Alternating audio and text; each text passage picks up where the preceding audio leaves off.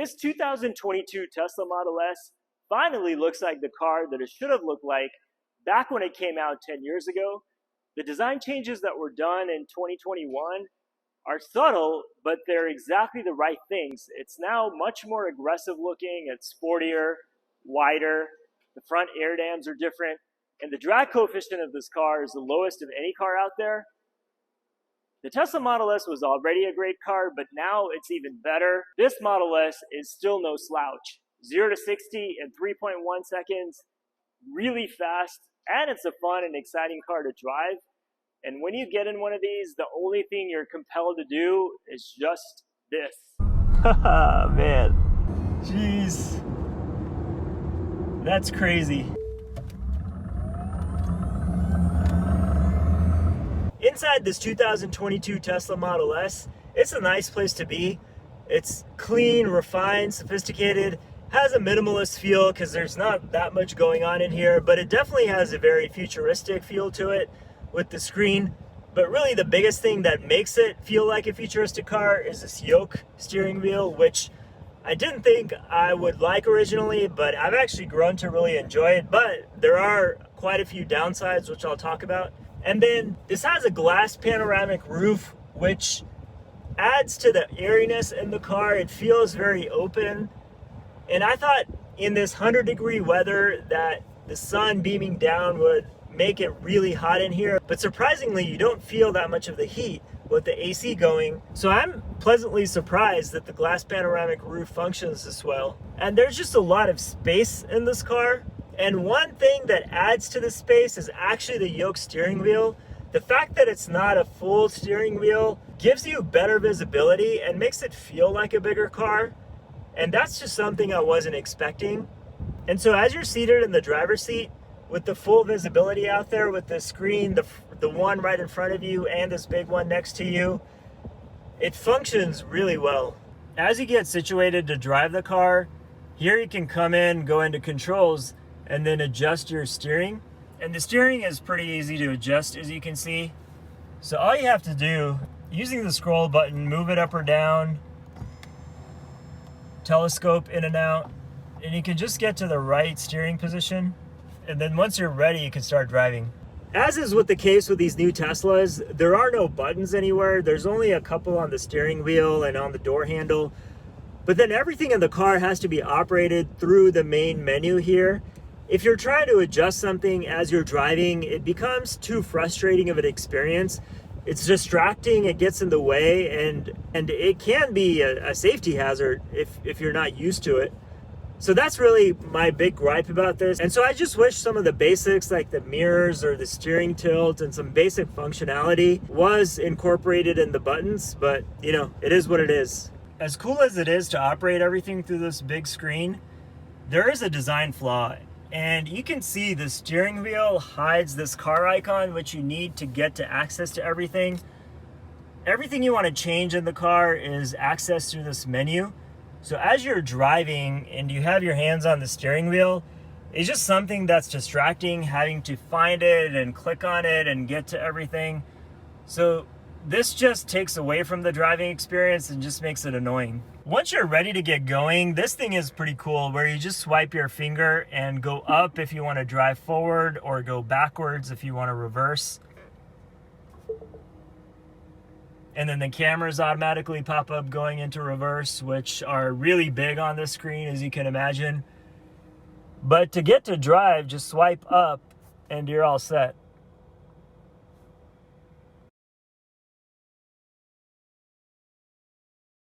This steering wheel is actually pretty fun.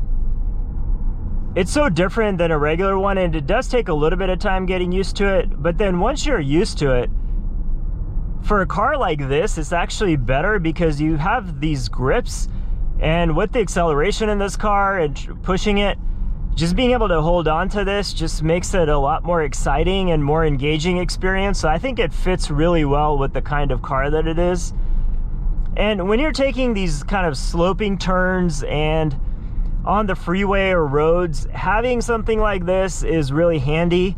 You just feel like you're in better control of the car. You have more grip and stability. that's not to say you don't have it with the circular one, but this just somehow improves the experience. And I think it's just got this kind of novelty factor to it, so that's part of it as well.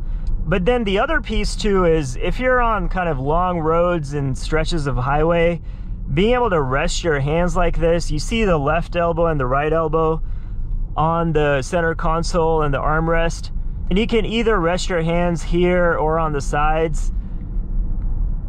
I think the design of the wheel just kind of fits that pretty perfectly. The buttons on the steering wheel are also something to get used to. The signal, you automatically assume that you have the stock, so sometimes I find myself reaching for it. And then you have to look for these buttons for the right signal and the left signal. You push it once to engage, then you push it again to disengage. And overall, I think it works pretty well after you get used to it, but I find myself having to search for it, so it's not intuitive, and I'm sure it does get intuitive once you drive the car for a while. But then one bad thing that happens is if your palm is over this and you're trying to take these turns, you can accidentally get these signals engaged and disengaged. It doesn't take that much effort. It's actually pretty easy to do. And on the right side, you can turn on the wiper by accident when you're turning the wheel. And so all of those things are kind of minor annoyances with this wheel. Then you have your horn button, which I've accidentally pressed the horn button as well when turning the wheel. Otherwise, if you're just driving normal and just taking these turns, it's not an issue, as you can see. Pretty easy to drive and get used to it. You can also grab the bottom part of the yoke. I think the design is thoughtful and the best it can be.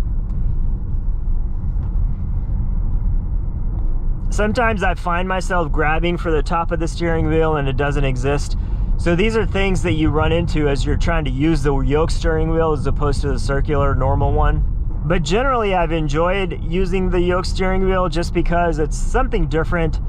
And like I was saying, it just fits in a car like this, just a sportier, quick car. And as you're accelerating, just being able to hold on to the two sides.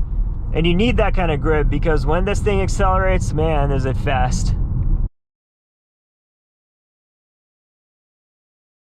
So the problem with this yoke steering wheel is as you're in the parking lot and trying to turn and find the spot and kind of maneuver your way around through the lot, having the steering wheel like this and not having a circular one becomes painful just because as you're trying to move around, you don't know exactly what part of the wheel to grasp, and sometimes you lose the grip. And you can already see how challenging this is with the yoke, just trying to move the steering wheel. And I turned on the signal accidentally. So just all kinds of these problems, which I'm sure gets easier with practice, but just driving this for a few hours and being acquainted with this car, it's just not something that's super thrilling at the moment. So this is one of the downsides with the yoke, but that's just the situation in parking lots. If you're just doing normal driving, obviously this problem doesn't quite exist in the same way. I do like the ride quality of this Tesla Model S. It's comfortable, not too soft or cushy, but also just right in terms of firmness. You can change the settings. You have different options of sport or comfort, but it's so quiet and it's very well insulated. You know, on the freeway, it's a very quiet, comfortable ride. And the Model S is a very expensive car, so those are things you would naturally expect anyway. And I think on that front, Tesla does deliver. Now, of course, when you're in a Tesla, you have to do this. Oh my God, this is so insanely quick. Holy crap. Oh man. That literally feels like a rocket. You don't need a Plaid. You can just get a Model S and 3.1 seconds, I don't know. If that doesn't do it for you, I don't think 2 seconds will do it for you either. When you do accelerations like that and when you push that pedal down, having this sort of a steering wheel almost brings in even more control. I don't know if it would be different with the regular steering wheel, but to me, this feels like it's better because you can just grip it real strong and just make sure you don't lose control. And with that amount of speed and torque and flooring it like that, the last thing you want to do is not have a tight grip on the steering wheel. I can see easily running into a good amount of trouble with this. That is some truly insane acceleration. You gotta hand it to Tesla. They've not only created this technological marvel, but they've also made it incredibly fun to drive. This power, this insane acceleration from this Model S, it's just something you never get used to, and you can keep doing it over and over, and every single time you do it is just as much fun. I absolutely love this car. But then I have to look at the build quality issues. That's really the big disappointing part about this car is all of the build issues it has. This one specifically has a panel gap problem on the back right rear. There's condensation in the taillight. The weather stripping is falling apart on the front door. There's all kinds of weird problems that Tesla should have figured out by now and fix it. And the fact that a new Model S costs this much, over $100,000, for that price point, having these problems, in my mind, is just unacceptable.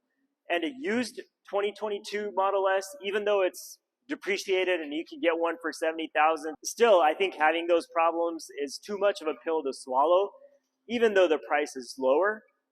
So that really points us to the Model 3, where it's so much cheaper, $30,000 for a new one, or a used one can be even less. Getting almost this level of performance, getting all of the technology, it becomes a no-brainer purchase to get the Model 3 over this. And living with the build quality issues becomes that much easier when you're only paying about $30,000. And I think the Model 3 is really the better purchase when you think about cost to value. The Model S, granted, it looks a lot better than the Model 3. I prefer the Model S way more than the Model 3 when it just comes to how it looks. But I just can't pay this much of a premium just because of how it looks. So my money goes on the Model 3. As much fun as the Model S is, the Model 3 here is the clear winner.